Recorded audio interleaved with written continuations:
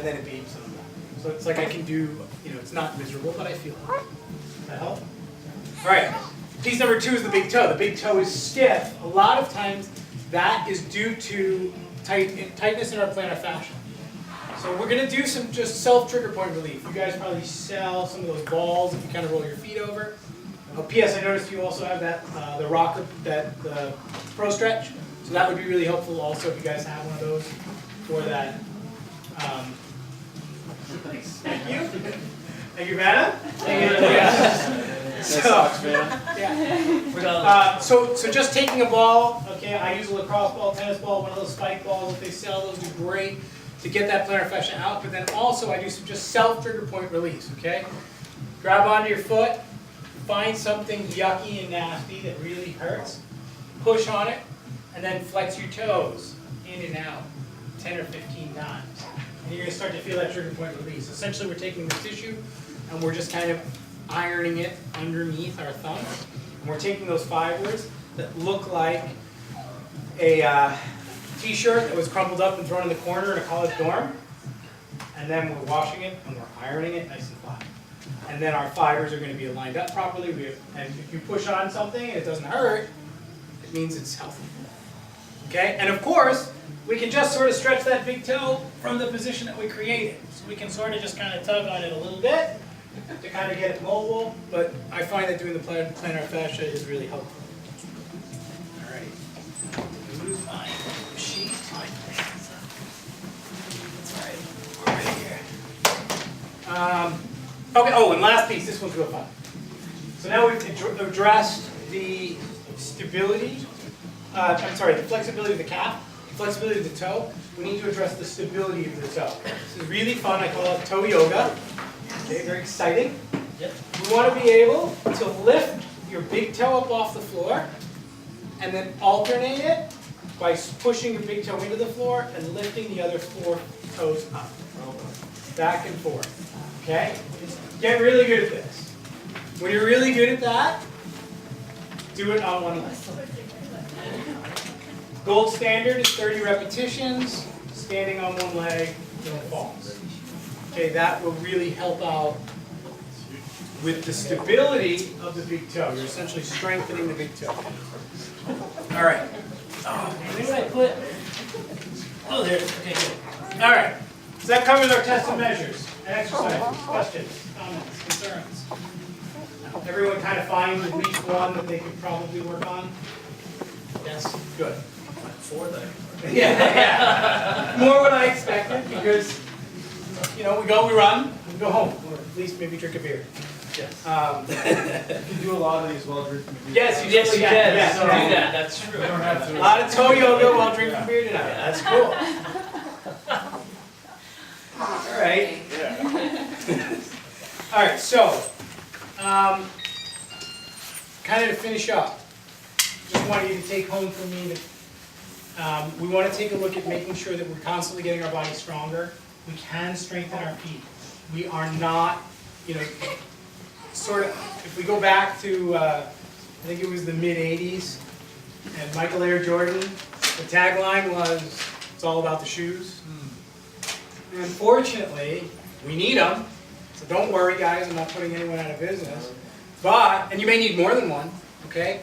But you have to address your body before you start trying to fix a problem by just putting it in a shoe. We may be able to sort of band-aid it, but we're never going to cure the problem. And if we're constantly band-aiding, and we get to the point we're in the most maximal shoe that's sold, where do we go at that point? We're sort of out of options. So we want to be constantly moving forward. Okay? So it's important to kind of figure out where you are today, pick the right shoe, and then move forward. Okay? And I'm sure you guys, for me, I can't, we have a couple of shoe buying tips. I'm sure you guys already have these, but number one, you want to buy shoes more at the end of the day. Your feet sort of spread out throughout the day, right? You come in here in the beginning, in the morning, your feet are kind of more narrow. You don't want to buy a shoe that's too narrow, okay? Wide toe box gives our feet room to spread out. Essentially, we're driving a nice wide-based car instead of scrunching everything up really narrow. And I'm sure you guys do this one too, but ripping the insole out, just kind of standing on it, seeing that our foot doesn't splay over the sides lets us know what shoe fits the best. All right? So, you kind of go like, all right, great. Now what do I do? So, here's what you're going to do. You're going to go home, you're going to get really, really good at the exercises that I just gave you. Okay? And we want, our ultimate goal is not to put everybody in the most minimal shoe that exists in the world, but to put you in the most minimal shoe that your body is ready for. And if eventually you get to the end game where you're not, you know, your flexibility just is where it is, you're as strong as you're going to be, then great. You're going to be in that shoe. So you're going to be as minimal as you can. We're not looking to constantly add shoe. We're looking to constantly add body. Okay, so do the tests, do the exercises, see where you're at, okay? And then make a transition. Not a huge one, okay? Understand that transitions take about 10 to 12 weeks. Very, very important. We can't make a transition in, you know, instantaneously. It takes about 10 to 12 weeks to make tissue change. So those trigger points, the stretches, those things are going to kick in about that time. So it takes you about 10 to 12 weeks to make the transition to your shoe. So you go buy your new shoe, wherever you're at. Maybe you're in a 12 mil drop, you're going to drop by about 3 to 6 millimeters. Right? You go to a 9, maybe you're aggressive, you're in an 8 or a 7. It's a little less stable. You're going to run 10% of your run in that shoe, and the final 90% in your current shoe. And then you're going to add, assuming that that all goes well, you do that for about a week, you're going to constantly add 10% of volume to where you're at, to the new shoe, and decrease it from the old shoe, assuming that we're not having any issues. And it's going to be a nice, smooth transition, and your new shoe always goes first, not last. We want to do it when we're strongest. We don't want to wait till we're really fatigued and then throw our foot into something that's not stable enough to support us at that. So, you know, and this will take, if we figure it out, if we're going 10% a week, 100% is in 10 weeks. It takes 10 to 12 weeks for your body. You had a setback or you missed a week, boom, you're in your new shoe. You're like, all right, this is great. Well, what's next? Where am I going? I'm only in 9 mil, or I'm only in 7 mil. I want to get to 3. You know, I want to see where I can go with that. So we keep doing stretches, we keep doing exercises. When it comes to stretches and exercises, I gave you sort of kind of a highlight of what we have. I've got tons of them. We've got 15 to 20 different tests and exercises we can give you. We can go into the knees, we can go into the hips, we can go into the core, okay? So on the bottom of your sheet that I gave you, you notice this very enticing coupon, okay? So, you know, we offer a full-blown running screen. It's a 1-hour appointment in our office. We have an office in Chichester and an office in Bedford. So, you know, you can come on in and we can put you through everything. So you can figure out exactly what you're passing at, what you're failing at, what you need to do to continuously work. And that work should be about 15 to 20 minutes every single night. So pick whatever you're worst at, get really good at it, and then make the next step.